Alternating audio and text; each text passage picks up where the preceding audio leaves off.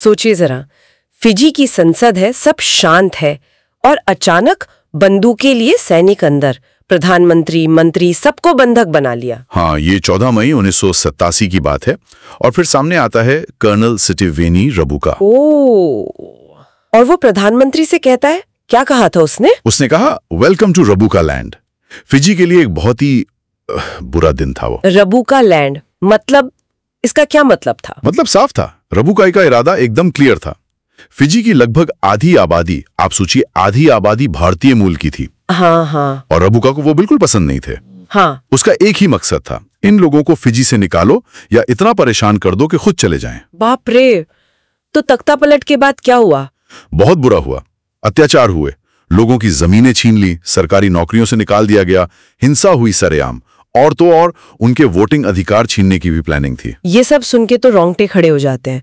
और ये खबर जब दिल्ली पहुंची, 12,000 किलोमीटर दूर। हाँ बिल्कुल, हंगामा मच गया वहां।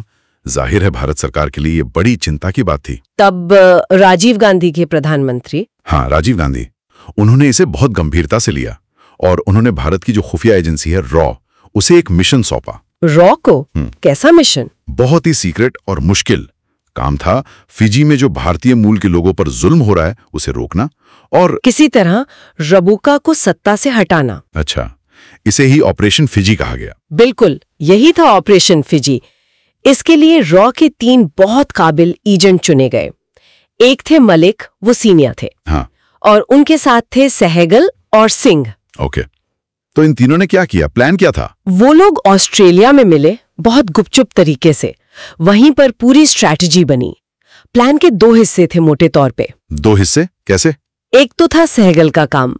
उनको दुनिया भर में रबुका के खिलाफ माहौल बनाना था। मीडिया में, यूएन में मानवाधिकारों की बात उठा के प्रेशर बनाना था। अच्छा, मतलब साइकोलॉजिकल प्रेशर, दुनिया की नजर में विलेन बनाना। बिल्कुल, मनोवैज्ञानिक दबाव जिसे कहते हैं, ताकि उस पर चुनाव कराने का प्रेशर पड़े। और सिंह, उनका काम क्या था? सिंह का काम ज्यादा जमीनी था और शायद ज्यादा खतरनाक भी। उन्हें रबुका के अपने लोगों में सेंध लगानी थी। अंदर से तोड़ना? हाँ, उसके करीबी लोगों को तोड़ो, उसे अंदर से कमजोर करो। और मलिक पूरे ऑपरेशन को सुपरवाइज कर रहे थे, डायरेक्शंस दे रहे थे। कमाल है। सिंह ने ये कैसे किया? सिंह ने ऑस्ट्रेलिया में ही फिजी के एक मंत्री से कांटेक्ट किया जो रबुका पे खिलाफ था। थोड़ी मदद वहां से मिली। अच्छा। और फिर उन्हें एक बड़ी लीड मिली। फिजी सेना का एक ऊंचा ऑफिसर था, नाम मान लीजिए फिलिप। फिलिप? ये कौन था? ये रबुका से नफरत करता था अंदर ही अंदर, और वो ऑस्ट्रेलिया में बसना चाहता था, पर उसके पास पैसे नहीं थे। ओके, तो सिंह ने उससे संपर्क किया। हाँ, ऑस्ट्रेलिया में एक कैफे में मीटिंग हुई। सिंह ने पैसों का ऑफर दिया और बदले में फिलिप उन आर्मी अफसरों की लिस्ट देने को तैयार हो गया जो रबुका से नाखुश थे। अरे वाह, मतलब रबुका की अपनी ही फौज में उसके दुश्मन। फिर क्या था? रॉ एजेंट्स ने उस लिस्ट पर काम करना शुरू किया। उन अफसरों से संपर्क साधा, पैसे दिए, अपनी तरफ मिला लिया। मकसद क्या था? मकसद था रबुका के खिलाफ एक तगड़ा ग्रुप तैयार करना, ताकि फिजी में जल्दी चुनाव कराने का माहौल बन सके। सब सही जा रहा था, लेकिन तभी कहानी में ट्विस्ट आ गया। ओह, क्या हुआ? कुछ गड़बड़ हुई? हाँ, फिलिप से एक बड़ी भूल हो गई। उसकी एक यूरोपियन महिला मित्र थी, उसने जोश में आकर उसे सब बता दिया। क्या बता दिया? कि वो रॉ के लिए काम कर रहा है, उसे पैसे मिले हैं और वो जल्द ऑस्ट्रेलिया शिफ्ट होने वाला है। अरे नहीं, ये तो बहुत बड़ी गलती थी। बहुत बड़ी। रबुका को फिलिप पर पहले से शक था ही। उसने उस महिला का इस्तेमाल किया और फिलिप से सारी बात उगलवानी। तो फिलिप पकड़ा गया? हाँ, पकड़ा गया। और फिर दबाव में आकर उसने रॉ के बारे में, सिंह के बारे में सब बता दिया। मतलब सिंह की जान खतरे में? बिल्कुल।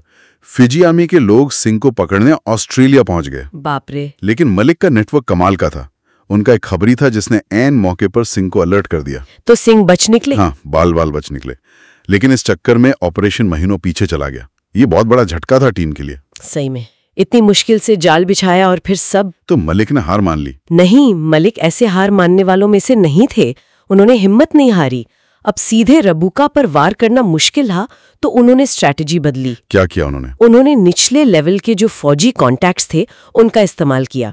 कम से कम भारतीय मूल के लोगों पर जो अत्याचार हो रहे थे उन्हें थोड़ा कम करवाने की कोशिश की, पर्दे के पीछे से। और वो अंतर्राष्ट्रीय दबाव वाला एंगल, सहगल का काम, वो चलता रहा और उसका असर भी हुआ। आखिरकार 1992 में अंतर्राष्ट्रीय दबाव में रबुका को चुनाव करवाने पड़े। अच्छा, तो चुनाव में क्या हुआ, रबुका हार गया? नहीं, हारा नहीं, लेकिन उसकी पार्टी को मेजोरिटी नहीं मिली। सरकार बनाने के लिए उसे लेबर पार्टी का सपोर्ट लेना पड़ा। Labour party? हाँ, और लेबर पार्टी ने शर्त रख दी कि भारतीय मूल के लोगों पर अत्याचार बंद करने होंगे। और रबुका मान गया? उसे मानना पड़ा, सत्ता में तो रहना था। तो ये ऑपरेशन की एक तरह से पहली जीत थी, भली छोटी, अत्याचार कुछ कम हुए।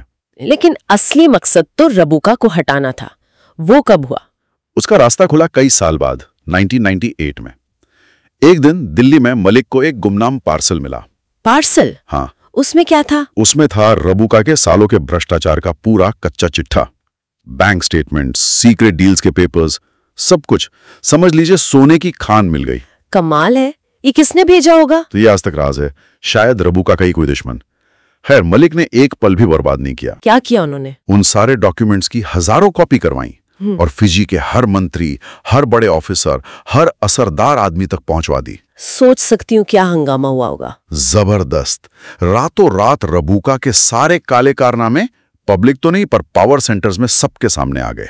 उसकी इज्जत मिट्टी में मिल गई। उसकी अपने लोगों ने साथ छोड़ दिया होगा। बिल्कुल, मंत्री, समर्थक सबके नारा करने लगे। माहौल एकदम बदल गया। और फिर चुनाव आए होंगे। हाँ, 1999 में। और नतीजा? रबुका की पार्टी बुरी तरह पिटी।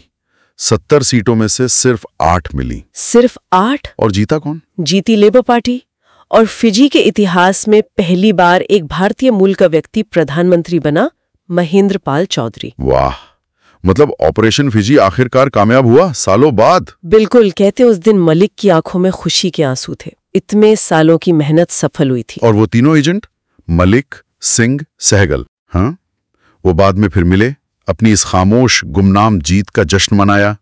उन्होंने हजारों मील दूर रहकर अपनी जान दांव पर लगाकर हजारों लोगों की जिंदगी बचा ली थी। सच में ये कहानी उन गुमनाम नायकों की है जिनके बारे में हम कभी जान नहीं पाते। वो बस चुपचाप अपना काम करते हैं। हाँ, और ये सोचने पर भी मजबूर करती है कि अपने लोगों की रक्षा के लिए या न्याय के लिए बाहरी हस्तक्षेप कहाँ तक सही है और क्या इससे हमेशा स्थायी शांति आती है। ये सवाल जरूर मन में आता है।